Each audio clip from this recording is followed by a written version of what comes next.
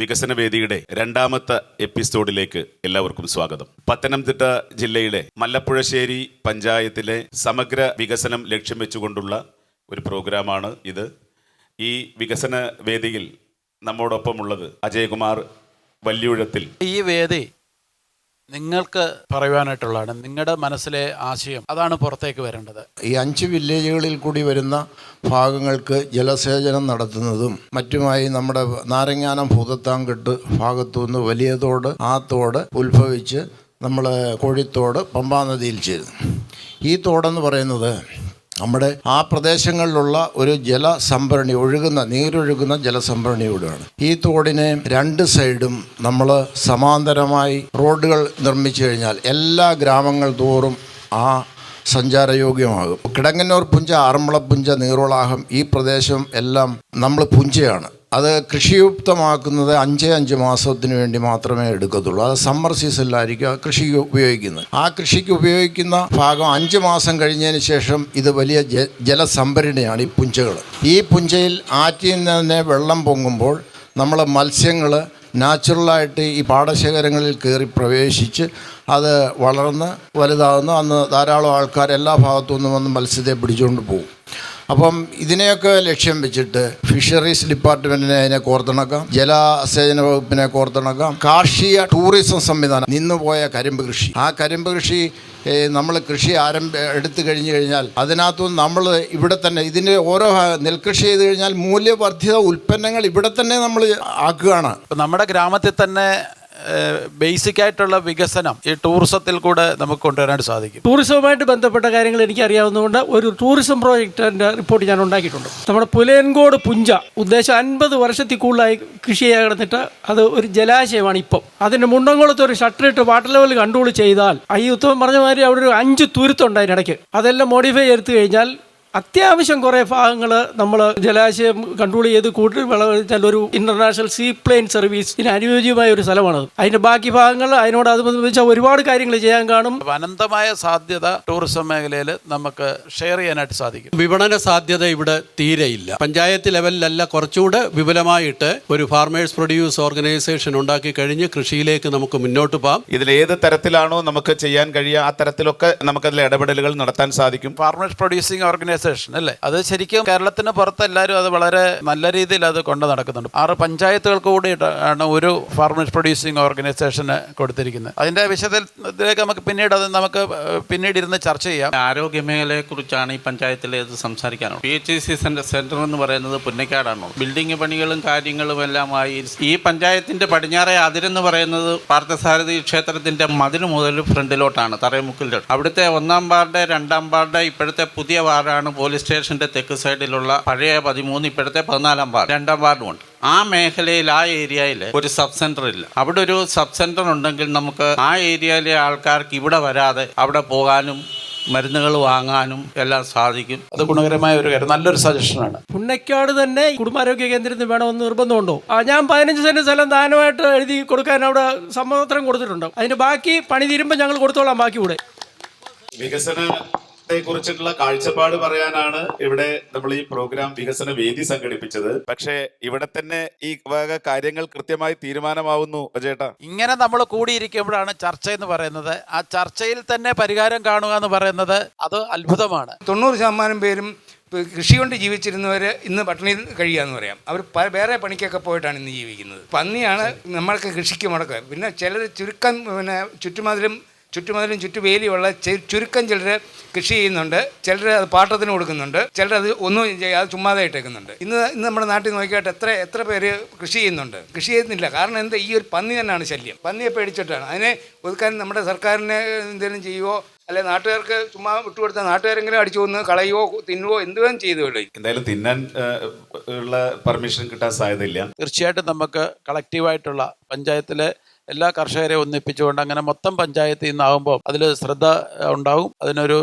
തീർച്ചയായിട്ടും അതിനൊരു പരിഹാരം നമുക്ക് കാണാൻ സാധിക്കും. 10 വർഷമായിട്ട് ഞങ്ങൾക്ക് നിരന്തരം കേട്ടുകൊണ്ടിരിക്കുന്ന പല്ലവിയാണ് ഈ റോഡ് ഒന്ന് ശരിയായി കിട്ടും എന്ന്. വണ്ടി കടകടാന്ന് ചാടിയാണ് വരുന്നത്. ഇനി ഒരു പഞ്ചർ ഒട്ടിച്ച് കാണുവാൻ ഇടയാകരുത്. കഴിവതും ഞങ്ങൾ അങ്ങേ റോഡിൽ കൂടെ കയറിയാണ് കുടിക്കാലേക്ക് ഇറങ്ങുന്നത്. ഇതൊന്നാമത്തെ ഒരു വിഷയം. രണ്ടാമത്, അനേക കുഞ്ഞുങ്ങളെയും വലിയവരെയും പട്ടി നായ്ക്കളുടെ ശല്യം വളരെ പെരുകിക്കൊണ്ടിരിക്കുകയാണ്. ഇങ്ങനെയുള്ള കാര്യങ്ങൾക്കൊരു തീർപ്പ് കൽപ്പിക്കുകയാണെങ്കിൽ വളരെ സന്തോഷമാണ്. നായ്ക്കളുടെ വിഷയം, പന്നിയുടെ വിഷയം, റോഡിന്റെ വിഷയം, മൂന്നും ജനങ്ങളെ സംബന്ധിച്ചിടത്തോളം പ്രധാനപ്പെട്ട വിഷയങ്ങളാണ്. പട്ടിയുടെ ഒരു വിഷയം എന്ന് പറയുന്നത് അറിയാം. ഇപ്പം ആറന്മുള ഒരു 2 മാസം മുമ്പേ പേപ്പട്ടി ഇറങ്ങുകയും എല്ലാവരുടെയും ശ്രദ്ധയിൽപ്പെട്ടിട്ടുള്ളത് തന്നെയാണ്. പിന്നെ അടുത്ത വിഷയം എന്ന് പറഞ്ഞാൽ റോഡാണ്. റോഡിന് നിരവധി സാധ്യതകളുണ്ട്. ഒരു മെയിൻ റോഡിൽ നിന്ന് വേറൊരു റോഡിൽ അത് വന്ന് എത്തിച്ചേരുന്നുണ്ട്. കണക്ടിവിറ്റി ഉണ്ടെങ്കിൽ തീർച്ചയായിട്ടും അത് നമുക്ക് സടക്ക് യോജനയിൽ ഉൾപ്പെടുത്തി ആ പ്രോജക്റ്റ് നമുക്ക് ചെയ്യാനായിട്ട് സാധിക്കും. ഇപ്പം 90% പോലും കൃഷിയില്ല. ഒരു 10% കാണത്തുള്ളൂ. 10% ആൾക്കാർക്ക് ഒരു 10 സെന്റ് മറിച്ച് പന്നി കയറാത്ത രീതി അന്നേരം വീട്ടിലെ ആവശ്യങ്ങൾക്കൊക്കെ എന്തെങ്കിലും 2 മൂട് കപ്പ അല്ലെ 10 മൂട് കപ്പ, ഒരു 2 ഏത്തവാഴ, 2 ചേമ്പ് അതിൻ്റെ അകത്ത് ഇടാമല്ലോ. പഞ്ചായത്തിന് അങ്ങനെയൊക്കെ ഒരു 10 വീട് മതി. മറ്റേ ആരും ചെയ്യുന്നില്ലല്ലോ. കൃഷി ചെയ്യുന്നവരുണ്ടല്ലോ, അതറിയാമല്ലോ. ഒരുമാതിരി കൃഷി ചെയ്യുന്നവരാവൻ അവരുടെ 10 സെന്റ് മറിച്ചുകൂടാ. അത് ചെയ്യാവുന്ന കാര്യമല്ലേ ഗവൺമെന്റിന്. ചേട്ടാ, ഇത് പഞ്ചായത്തിന്റെ ശ്രദ്ധയിൽ നമുക്ക് കൊണ്ടുവരാം. മല്ലപ്പുഴശ്ശേരി പഞ്ചായത്തിലെ നല്ലൊരു ഭാഗം വീടുകളും കാലിയായിട്ട് കിടക്കുകയാണ്. ഇന്ന് മൈഗ്രേഷനിൽ കൂടെ ഗൾഫിലോട്ട് അല്ലെ യൂറോപ്യൻ കൺട്രികളിലോട്ട് നല്ലൊരു ശതമാനം കുട്ടികളും മാറി താമസിച്ചു പോകുന്നുണ്ട്. ഇവിടെ പലയിടത്തും പല വീടുകളിലും വാർദ്ധക്യം ബാധിച്ചവർ 50-60 വയസ്സിന് മേളിലുള്ള ആൾക്കാരാണ് ഭൂരിപക്ഷം വീടുകളിലും ഉള്ളത്. ഇവരുടെ കാര്യങ്ങൾ നോക്കാനും ഇവർക്ക് ഒരു പ്രത്യേക ട്രീറ്റ്മെൻറ്റോ ഓൾഡ് ഏജ് ഹോം പോലെ ഒരു സിസ്റ്റം നമ്മളെ ഇവിടെ പലയിടത്തും ഉണ്ടെങ്കിലും നമ്മുടെ ഈ അടുത്ത പ്രദേശത്ത് ഒന്നീ കുമ്പനാട്ട് പോകണം, അല്ലെങ്കിൽ മറ്റ് ദൂര സ്ഥലങ്ങളിലോട്ട് പോകണം ഒരു ഫെസിലിറ്റിയോട് കൂടി കിട്ടാനായിട്ട്. ഒന്നെങ്കിൽ ഒരു ഓൾഡ് ഏജ് ഹോം നല്ല രീതിയിൽ ഉണ്ടാകുക. കാരണം അവരുടെ പൈസ തന്നിട്ട് താമസിക്കാവുന്നവരുണ്ട്, നിർധരരായിട്ടുള്ള ആൾക്കാരുണ്ട്, അവർ വളരെ ബുദ്ധിമുട്ട് അനുഭവിക്കുന്നവരുണ്ട്. അവരെ അക്കോമഡേറ്റ് ചെയ്തിട്ട് അവരുടെ പ്രോഗ്രാം ഒന്ന് സോൾവ് ചെയ്യാനായിട്ടൂടെ ചിന്തിച്ചു കഴിഞ്ഞാൽ ഈ വികസന വേദിയിൽ നാളെ ഈ പ്രായമായവരും വേണം നമുക്ക്.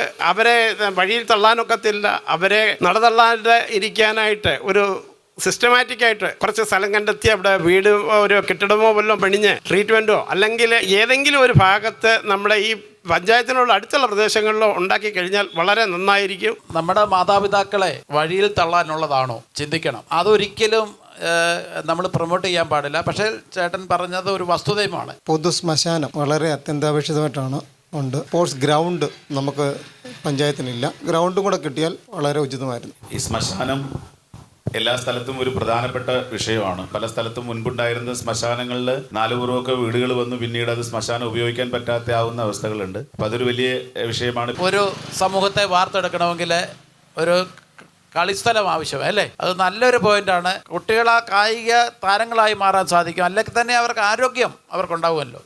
ഞങ്ങളവിടെ ഒരു 10-25 വീട്ടുകാർ കനാലിൽ താമസിക്കുന്നുണ്ട്. അവിടെ ഞങ്ങൾക്ക് ഒരു രോഗിയെ എടുത്തോണ്ട് എന്തെങ്കിലും ഒരു രോഗം വന്നാൽ തന്നെ എടുത്തോണ്ട് പോയി നമ്മൾ പൊക്കി എടുത്തോണ്ട് വേണം ഒരു വണ്ടി കിട്ടാനായിട്ട് ഉള്ള ഒരു സ്ഥലത്ത് ചെല്ലണമെങ്കിൽ. അപ്പം ഞങ്ങൾക്ക് അവിടെ ഇതുവരെ വന്നവരെല്ലാം പറയുന്നുണ്ട് വഴി വരും, വഴി തരാമെന്നൊക്കെ പറയുന്നുണ്ട്. ഇതുവരെ അത് ശരിയായിട്ടില്ല. അതിന് എന്തെങ്കിലും ഒരു നടപടി ഉണ്ടാവണം. മരിച്ചാൽ പോലും നമ്മൾ എടുത്തോണ്ട് പോകാനും അവിടെ ഒരു 10-25 വീട് ഒരുപോലെ അവിടെ ഉണ്ട്. അപ്പം അതിന് എന്തെങ്കിലും ഒരു നടപടി ഉണ്ടാവണം എന്നുള്ളതാണ് ഞങ്ങളുടെ ആവശ്യം. തീർച്ചയായിട്ടും ഗ്രാമങ്ങൾക്കുള്ളിലുള്ള റോഡ് പഞ്ചായത്ത് തലത്തിൽ തന്നെ ചെയ്യേണ്ടതാണ്. അത് പഞ്ചായത്ത് ഭരണാധികാരികളുടെ മുമ്പിൽ ആ റിപ്പോർട്ട് നമ്മൾ സമർപ്പിച്ച് നമുക്ക് അതിന് വേണ്ടിയിട്ട് പ്രയത്നിക്കാം. ഈ മല്ലപ്പുഴശ്ശേരി, ആറന്മുള, കിടങ്ങന്നൂർ ഈ അടുത്ത വില്ലേജുകൾ മൊത്തം ടൺ കണക്കിന് നെല്ല് ഉൽപ്പാദിപ്പിക്കുന്നത്. ഇത് മൊത്തം തമിഴ്നാട്ടിൽ കൊണ്ടുപോയിട്ടാണ് അവിടെ അരിയാക്കി വീണ്ടും തിരിച്ചു വരുന്നത്. അത് നമ്മളിവിടെ ഒരു ഫാക്ടറി പോലെ എന്തെങ്കിലും ഉണ്ടാക്കിയാൽ ഈ നാട്ടിലുള്ള ആൾക്കാർക്കും ഇവിടുത്തെ ചെറുപ്പക്കാർക്കും ഇവിടുത്തെ യുവജനങ്ങൾക്ക് ഒരു വരുമാനവും തൊഴിലും ആകും. വികസനം ചെയ്യുമ്പോൾ അങ്ങനെ മാത്രമേ വികസനം ഉണ്ടാകത്തുള്ളൂ. എല്ലാ കാര്യങ്ങളും ആവശ്യമാണ്. പക്ഷേ ഏറ്റവും കൂടുതൽ അത്യാവശ്യം ജോലിയാണ്. ഇവിടെ ജോലിയിൽ കൂടുതലാണ് ഏറ്റവും കൂടുതൽ പ്രശ്നം ഉണ്ടാകുന്നത്. വരുമാന മാർഗ്ഗം ഉണ്ടാക്കുന്ന രീതിയിലൊരു സംരംഭങ്ങൾ തുടങ്ങാനെ കൊണ്ട്